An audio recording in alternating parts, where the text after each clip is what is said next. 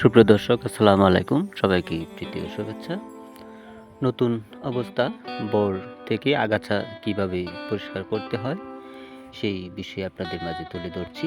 আর এটি কিন্তু একদম নতুন বর। এই যে এই মুহূর্তে যেটি দেখছেন এটি পরিষ্কার করার পর। আর এই যে মুহূর্তে দেখতে পাচ্ছেন এটি কিন্তু পরিষ্কার আমি করতেছি। কিছুদিন পর পর এভাবে সুন্দর করে পানির বর সুন্দর করে পুড়ে পরিষ্কার করে দিতে হয়।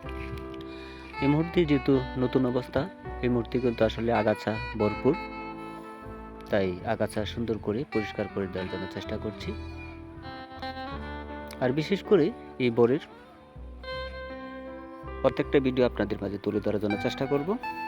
কোন মুহূর্তে কি হয় না হয় সম্পূর্ণ আপনাদের মাঝে তুলে ধরার জন্য চেষ্টা করব। আর এটি আমাদের এলাকার জন্য নতুন মডেলের পানির বরজ।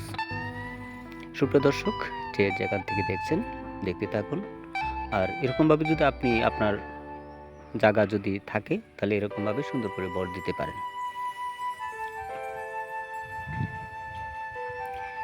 সুপ্রিয় দর্শক, তবে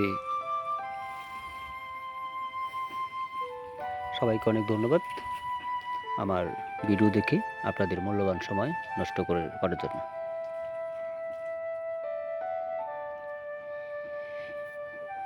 এই মুহূর্তে আসলে কাজের যাওয়ার ফাঁকে ফাঁকে আমি এই বর চালাচ্ছি। সকালবেলা নাস্তা খাওয়ার আগে এই কাজ আমি করছি।